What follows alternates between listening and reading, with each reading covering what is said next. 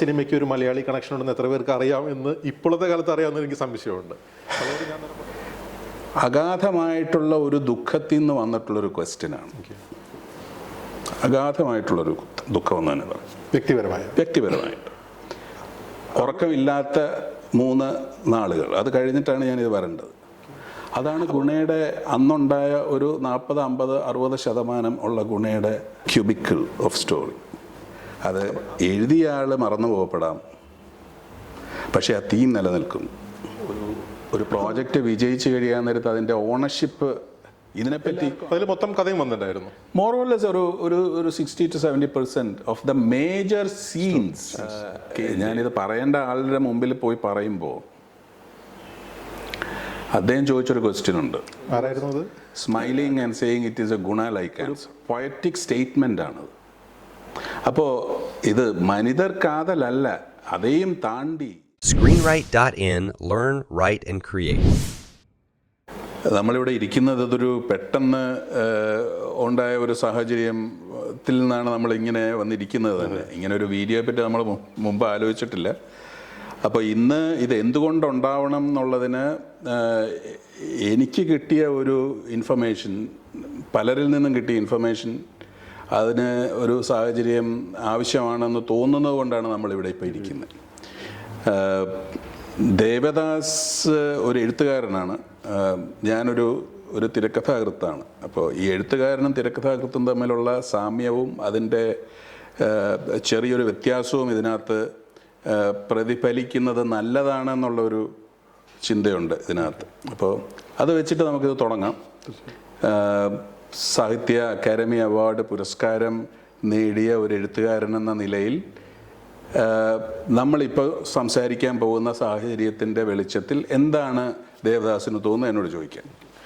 ഞാൻ സാറിൻ്റെ സിനിമകൾ, സാർ എഴുതിയ സിനിമകൾ മുമ്പ് കണ്ടിട്ടുണ്ട്. അപ്പോൾ ഞാൻ എഴുത്തിൻ്റെ പക്ഷത്ത് നിന്ന് എനിക്ക് കുറച്ച് ചോദ്യങ്ങൾ ചോദിക്കാനുണ്ട്. മാത്രമല്ല മൊത്തത്തിൽ ഒരു സോഷ്യോ പൊളിറ്റിക്കൽ റെഫറൻസോടെയും കണക്ട് ചെയ്യുന്ന കുറച്ച് ചോദ്യങ്ങളാണ് എനിക്ക് വന്നിട്ടുള്ളത്.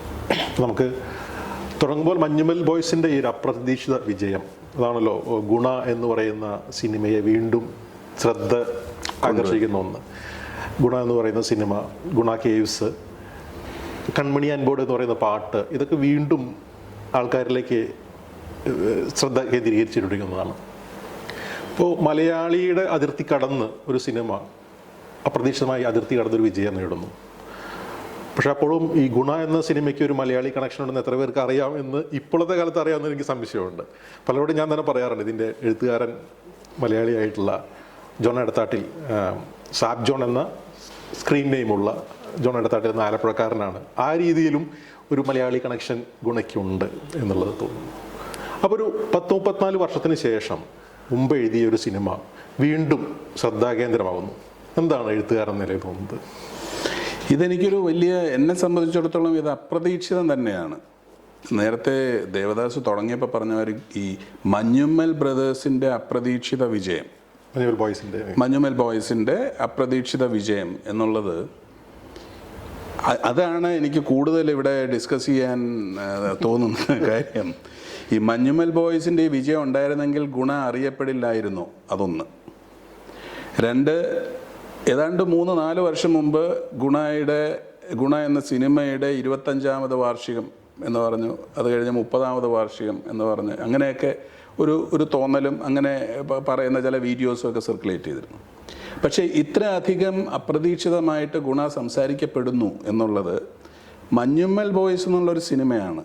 അതിനെപ്പറ്റിയാണ് എനിക്ക് കൂടുതൽ പ്രസക്തി എന്ന് എനിക്ക് തോന്നുന്നു. ഈ ഗുണ എന്നുള്ള ഒരു പാട്ടും, അല്ലെങ്കിൽ ഗുണ കേവ്സ് എന്നുള്ളൊരു പശ്ചാത്തലവും, അല്ലെങ്കിൽ ആ ഒരു ഗുണ കേവ്സ് കാണാൻ വരുന്ന ഒരു കൂട്ടം യങ്സ്റ്റേഴ്സിൻ്റെ ഒരു സ്റ്റോറി അല്ലായിരുന്നുവെങ്കിൽ മഞ്ഞുമൽ ബ്രദേഴ്സ് നിൽക്കുമായിരുന്നോ ഇല്ല എന്നുള്ളതാണ് ക്വസ്റ്റ്യൻ. ഓക്കെ.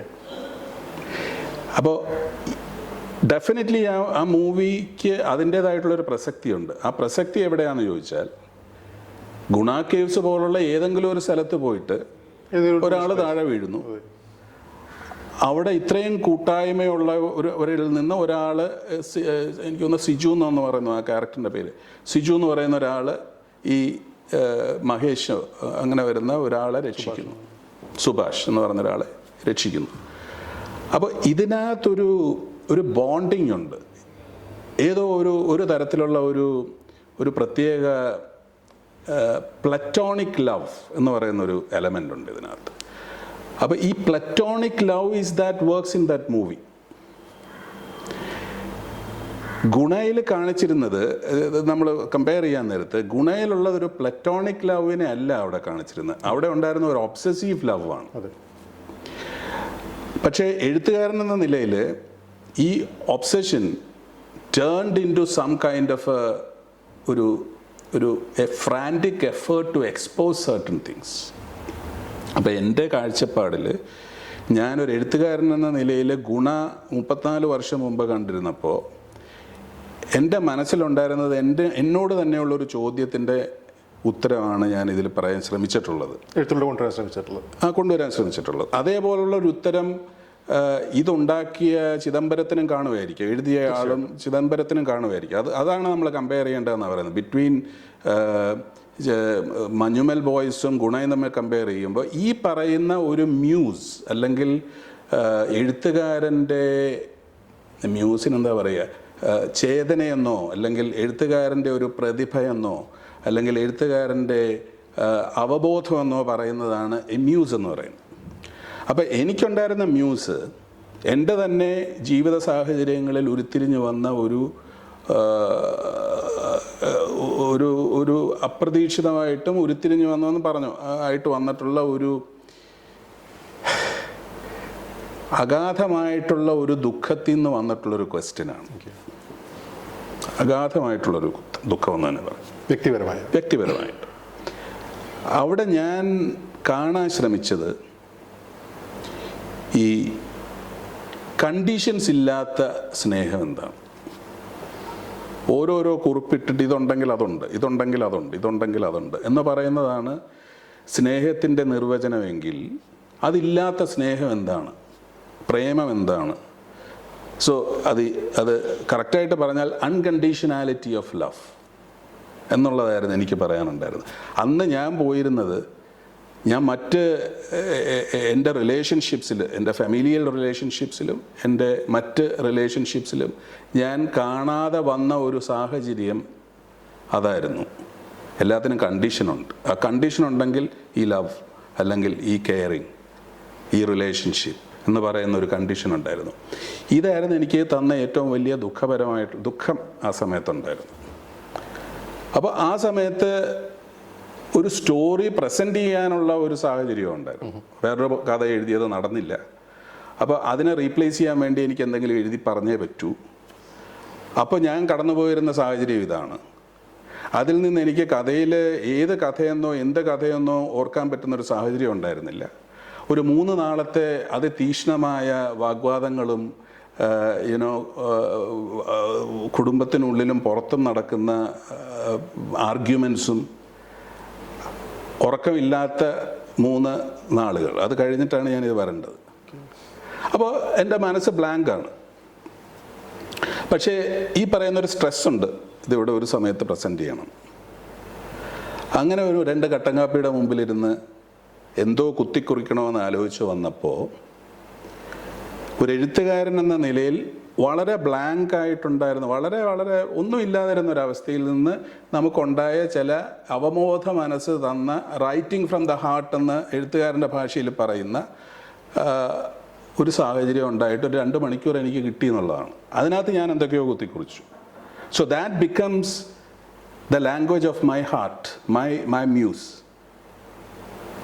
അതാണ് ഗുണയുടെ അന്നുണ്ടായ ഒരു 40-50-60% ഉള്ള ഗുണയുടെ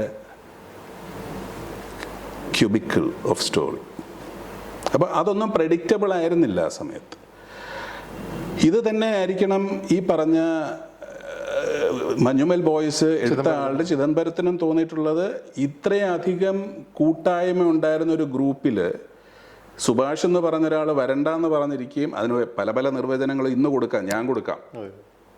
but Chidambaram may have a lot of other reasons for that to show it. ഒരു നടന്ന സാഹചര്യം എടുത്ത് പറയാനും പിടിക്കാനൊക്കെ. അപ്പം അതിൽ നിന്ന് പ്രോബബിളി ഈ കുഴിയിലോട്ടിറങ്ങാനും നീന്താനും അല്ലെങ്കിൽ ഒരു ഗർത്തത്തിലേക്ക് പോയി ഒരാളെ സഹായിക്കാനോ ഒന്നും കഴിവില്ലാത്ത ഒരു മനുഷ്യൻ ഒരു റിസ്ക് എടുക്കുകയാണ്, എൻ്റെ ഫ്രണ്ടിന് വേണ്ടി ഒരു റിസ്ക് എടുക്കുകയാണ്. അപ്പം ആ റിസ്കിനെയാണ് ഇന്ന് ആൾക്കാർ സെലിബ്രേറ്റ് ചെയ്യുന്നതെന്നാണ് ഞാൻ പറയുന്നത്. അതേപോലെ അൺകണ്ടീഷണാലിറ്റി എന്ന് പറയുന്നത് ബുദ്ധിഭ്രമമുള്ള ഒരാൾക്കേ ഉണ്ടാവൂ എന്ന് ഞാൻ പറയാൻ ശ്രമിച്ചു എൻ്റെ കഥയിൽ. അതാണ് ഇന്ന് നിലനിൽക്കുന്നത്. അല്ലാതെ കഥാകൃത്തോ അന്നുണ്ടായ സിനിമയോ ഒന്നുമല്ല. ഈ ഒരു വസ്തുതയാണ്, ലൈഫിൻ്റെ ഈ ഒരു വസ്തുതയാണ് നിലനിൽക്കുന്നത്. അത് 34 വർഷം എന്നുള്ളതല്ല, 124 വർഷം ചിലപ്പോൾ നിലനിൽക്കും, അല്ലെങ്കിൽ വർഷങ്ങളോളം, അനേക വർഷങ്ങളോളം ഇത് നിലനിൽക്കും. Because it's A human condition. അപ്പോൾ ഈ ഹ്യൂമൻ കണ്ടീഷൻസിനെയാണ് നമ്മൾ സെലിബ്രേറ്റ് ചെയ്യുന്നതെന്ന് ഞാൻ പറയുന്നത്. അപ്പോൾ ഒരു കാരണവശാലും ഞാൻ 4 അടി താഴ്ചയിലുള്ള ഒരു കുഴിയിൽ ഇറങ്ങില്ല എന്ന് വിശ്വസിച്ചിരുന്ന ഒരു മനുഷ്യൻ ഒരു 2000 അടി താഴ്ചയുള്ള ഒരു കുഴിയിൽ ഒരാളെ രക്ഷിക്കാൻ പോകുന്നു എന്ന് പറയുന്ന അഡ്വഞ്ചർ ഓഫ് ലൈഫ്. ഈ അടുത്ത കാലത്ത് ഞാൻ വായിച്ചൊരു, ഇപ്രാവശ്യം എനിക്ക് വന്ന 2 ദിവസത്തിന് മുമ്പാന്ന് തോന്നുന്നു, ട്വിറ്ററിലൊരു വാർത്ത വന്നു. നിങ്ങളുടെ പേരൊന്നും ഞാൻ ഓർക്കുന്നില്ല. ഇപ്രാവശ്യം മെഡിസിന് നോബൽ പ്രൈസ് കിട്ടിയ ഒരു മൈക്രോബയോളജിസ്റ്റ് ആയിരിക്കണം, പേരൊന്നും ഞാനിപ്പോൾ ഓർക്കുന്നില്ല. അപ്പോൾ അദ്ദേഹം അതിനകത്ത് എഴുതിയിട്ടിരിക്കുന്ന കുറിപ്പിതാണ്, ഇദ്ദേഹം കണ്ടുപിടിച്ച ഒരു വലിയ ഒരു തത്വം, അത് വയറ്റിൽ വരുന്ന പുഴുക്കുത്ത് അല്ലെങ്കിൽ വയറ്റിൽ വരുന്ന റാഷസ് ഓർ അൾസേഴ്സ്, കറക്റ്റ്, ഒരു സ്റ്റൊമക്ക് അൾസർ ഒരു പ്രത്യേക ബാക്ടീരിയയാണ് ഉണ്ടാക്കുന്നത് എന്നുള്ളതാണ്. പക്ഷേ അങ്ങേർക്ക് മനസ്സിലായി, അങ്ങേർക്ക് അതിനകത്ത് വളരെയധികം കൺവിക്ഷൻ ഉണ്ട്, ഇതാണ് ഉണ്ടാക്കുന്നത്. പക്ഷേ ആർക്കും ഇത് ടെസ്റ്റ് ചെയ്ത് കാണിക്കാനുള്ള അവസരമില്ല. ആരും വയറ് കൊടുക്കുകയില്ല. അൾസർ വരാൻ വേണ്ടി ഇതൊന്ന് ടെസ്റ്റ് ചെയ്ത് നോക്കട്ടെ എന്ന് പറഞ്ഞുകൊണ്ട് ആരും അത്രയധികം സഹാനുഭൂതിയോ അത്രയധികം ലിബറേറ്റഡ് മൈൻഡ് സെറ്റോ ഉള്ള ആൾക്കാരില്ല. അപ്പോൾ അത് കാരണം അദ്ദേഹം ചെയ്തത് ഈ ബാക്ടീരിയ അയാൾ തന്നെ അങ്ങ് കുടിച്ചു. എന്നിട്ട് 2 ദിവസം കഴിഞ്ഞപ്പോൾ നോക്കി അൾസർ വന്നിട്ടുണ്ടോ എന്ന്. Then he corrected it. And it brought him Nobel Prize. സ്വന്തം ശരീരം വിട്ടുകൊടുത്തുകൊണ്ട്, വിട്ടുകൊടുത്തിട്ട് ആ ഒരു റിസ്ക് എടുത്തു. അപ്പോൾ ഈ 2 സിനിമകളിലും ഈ പറയുന്ന രീതിയിലുള്ളൊരു റിസ്ക് ഉണ്ട്. ആ റിസ്കിൻ്റെ പ്രതിഫലിക്കുന്ന കയ്യടിയും അഭിനന്ദനങ്ങളുമാണ് ഈ മഞ്ഞുമൽ ബോയ്സിനെ പറ്റി ഇന്ന് നമ്മൾ സംസാരിക്കുന്ന ഈ അവസരം എന്നാണ് ഞാൻ കാണുന്നത്. ഇതിൽ കൂടുതൽ പറയാനില്ല എനിക്ക്. അപ്പോൾ ഈ 2 സിനിമയ്ക്കും എന്തോ ഒരു അപ്രതീക്ഷിതമെന്നോ അതല്ലാതെയെന്നോ പറഞ്ഞാലും ഈ കഥയ്ക്കുള്ളിൽ ഉരുത്തിരിഞ്ഞു വന്നിട്ടുള്ള ഒരു കാഴ്ചപ്പാടുണ്ട്. ആ കാഴ്ചപ്പാടിനെയാണ് എല്ലാവരും സെലിബ്രേറ്റ് ചെയ്യുന്നത്. അതിനെയാണ് ഒരു കഥയുടെ തീമെന്ന് നമ്മൾ പറയുന്നത്. അത് എഴുതിയ ആൾ മറന്നു പോകപ്പെടാം, പക്ഷേ ആ തീം നിലനിൽക്കും. അത് മാത്രമേ ഉള്ളൂ, അതിൽ കൂടുതലൊന്നും ഇല്ല. പിന്നെ ഇതിനെപ്പറ്റി പല സാഹചര്യങ്ങളിൽ പലരും ഒരു പ്രോജക്റ്റ് വിജയിച്ച് കഴിയാൻ നേരത്ത് അതിൻ്റെ ഓണർഷിപ്പ് എല്ലാവർക്കും ആഗ്രഹം കാണും. അത് നാച്ചുറലി കാണുമല്ലോ. തീർച്ചയായിട്ടും മനുഷ്യ സഹജമാണ്. ഗുണം ഓടിയില്ല എന്ന് പറഞ്ഞതുകൊണ്ട് ആ ഓണർഷിപ്പിന് ആരും കാണുകയില്ല. ഇന്ന് ആ ഓണർഷിപ്പിന് ആൾക്കാരുണ്ടെങ്കിൽ അത് ഗുണയുടെ ക്രെഡിറ്റാണെന്നാണ് ഞാൻ പറയുന്നത്. നമ്മളൊന്നും കോൺട്രിബ്യൂട്ട് ചെയ്തതിനെ അതെന്നും നിലനിൽക്കും. അപ്പോൾ ആ ക്രെഡിറ്റിനെ അക്സെപ്റ്റ് ചെയ്ത് വരേണ്ട ഒരു സാഹചര്യം മഞ്ഞുമൽ ബോയ്സിൻ്റെ ഒരു പുതിയ കാലഘട്ടത്തിലുള്ള ഒരാളെടുത്ത സിനിമയിൽ നിന്നുണ്ടായി എന്നുള്ളത് തികച്ചും അപ്രതീക്ഷിതമാണെങ്കിലും I can only say it is a feat of life in many ways. That's it. നേരത്തെ പറഞ്ഞതിൽ എനിക്ക് കൗതുകകരമായി തോന്നിയൊരു കാര്യമുണ്ട്. മറ്റുള്ളവർക്ക് വേണ്ടി അവനവൻ്റെ ജീവനെയും ശരീരത്തെയും വിട്ടുകൊടുക്കുക എന്നുള്ളത് എനിക്ക് തോന്നുന്നത് യൂണിവേഴ്സലായിട്ടുള്ളൊരു എല്ലാവരെയും മനസ്സിനെ ആർദ്രമാക്കുന്നൊരു സംഭവമാണ്. എനിക്ക് പെട്ടെന്ന് തോന്നുന്ന 2 ഉദാഹരണങ്ങൾ, ഈ നമ്മുടെ കേരളത്തിൽ പ്രളയം ഉണ്ടായ സമയത്ത് ഒരു സ്ത്രീക്ക് സുരക്ഷാ ബോട്ടിലേക്ക് കടക്കാൻ വേണ്ടി സ്വന്തം മുതുക് വളഞ്ഞ് നടപ്പാത ഒരുക്കി കൊടുക്കുന്ന ഒരാളുടെ വീഡിയോ ഭയങ്കര വൈറലായിരുന്നു. അതുപോലെ തന്നെയാണ് കോഴിക്കോട് മാൻഹോളിലേക്ക്, ആഴമുള്ള അഴുക്കുചാലിലേക്ക് അന്യസംസ്ഥാന തൊഴിലാളികളെ രക്ഷിക്കാൻ വേണ്ടി എടുത്തു ചാടിയ ഒരു ഓട്ടോ ഡ്രൈവർ മരിച്ചുപോയി. ഇങ്ങനെ സ്വന്തം ശരീരത്തെ തൃത്തണവൽക്കരിച്ചുകൊണ്ട് മറ്റുള്ളവരുടെ ജീവന് വേണ്ടി ഇറങ്ങിത്തിരിക്കുന്ന ഒരാൾക്കാർ. അത് നമ്മൾ കഥകളിലേക്ക് പുറകോട്ട് പോയി കഴിഞ്ഞാൽ കഴുകനിൽ നിന്ന് പ്രാവിനെ രക്ഷിക്കാൻ വേണ്ടിയിട്ട് സ്വന്തം തുടയിൽ നിന്ന് തുല്യ തൂക്കം മാംസം അറുത്ത് നൽകിയ സിബി ചക്രവർത്തിയോളം പഴക്കമുണ്ട് അതിന്. അതെ. ആ ഒരു യൂണിവേഴ്സാലിറ്റി തീം ആണോ മഞ്ഞുമലിന് ഇത്രമാത്രം? ആൺകൂട്ടത്തിൻ്റെയും സ്വന്തം ശരീരം വിട്ടുകൊടുത്തുകൊണ്ടും സുഹൃത്തിനെ സംരക്ഷിക്കും, ആ ഒരു യൂണിവേഴ്സാലിറ്റി ആണോ? എനിക്ക് ആ യൂണിവേഴ്സാലിറ്റി എന്ന് ഈ മൂവി അല്ലെങ്കിൽ ഒരു സ്റ്റോറി, ഒരു കഥ എന്തുകൊണ്ട് കൂടുതൽ ആൾക്കാർ ഇപ്പോൾ അതിൻ്റെ ഒരു കഥയുടെ മാനദണ്ഡം എടുത്ത് നോക്കുകയാണെങ്കിൽ 2 കാര്യങ്ങളുണ്ട്. ഒന്ന്, കഥയ്ക്കുള്ള സ്പെസിഫിസിറ്റി, കഥയ്ക്കുള്ള യൂണിവേഴ്സാലിറ്റി. ഇത് 2 കാര്യങ്ങളാണുള്ളത്. ഈ സ്പെസിഫിസിറ്റി എന്ന് പറയുന്നത് കഥയെ മറ്റ് കഥകളിൽ നിന്ന് അല്ലെങ്കിൽ 1000 കഥകളിൽ നിന്ന് വേറിട്ട് കാണിക്കുന്ന എന്തോ ഒന്ന്. Then the universality. അപ്പോൾ ഈ യൂണിവേഴ്സാലിറ്റി എന്ന് പറയുന്നതാണ് ഈ പറഞ്ഞ ഒരു a common element where humans can identify it. ആൾക്കാർക്ക് തൊട്ട് കാണാൻ ഒന്ന വിധത്തിൽ പറ്റുന്ന ഒരു യൂണിവേഴ്സാലിറ്റി എന്ന് പറയും. അപ്പോൾ മഞ്ഞുമൽ ബോയ്സിൽ ഞാൻ കാണുന്നത് ഏറ്റവും കൂടുതൽ എനിക്ക് പ്രസക്തമാണെന്ന് തോന്നുന്നത് ഈ സിജുവിൻ്റെ ക്യാരക്ടറാണ്.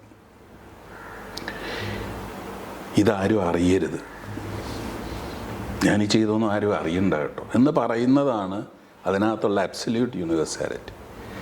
അപ്പോൾ ഞാൻ ഇതിങ്ങനെ ചെയ്തു എന്ന് ഞാൻ കൊട്ടിഘോഷിക്കുന്നു എന്ന് പറയുന്നത് വേറൊരു ടൈപ്പ് ഓഫ് ക്യാരക്ടറാണ്. പക്ഷേ ഇയാൾ അങ്ങനല്ല, അതൊരു ഫാഷനാക്കുന്നില്ല. അപ്പോൾ എനിക്ക് പേഴ്സണലായിട്ട് പറയാനുണ്ടായിരുന്നത് ഈ സിജുവിൻ്റെ ക്യാരക്ടർ വരുന്നതിന് മുമ്പ് തന്നെ വളരെ I would say he's an underdog.